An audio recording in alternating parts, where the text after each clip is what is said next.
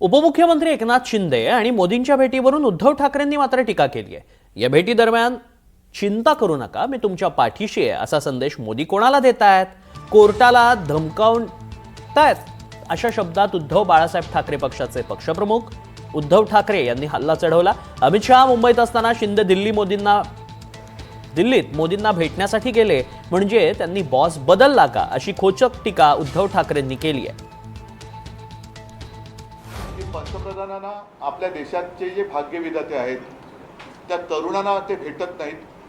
अगदी रात्री मध्यरात्री एकदम काय ते फ्रेंड्स म्हणून त्यांना इंस्टाग्रामवरून संदेश देतात।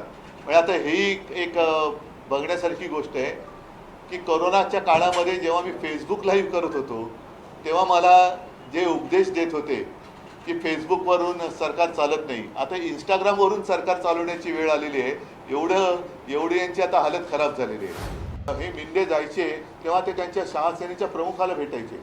आता शहासेनेच्या प्रमुखाला ते भेटायची त्यांना गरज नाही, कारण त्यांचा आता बहुतेक बॉस बदलला आहे। आता ते थेट मोदींना भेटतात आणि विशेष म्हणजे शहा इकडे असताना ते मोदींना भेटतात।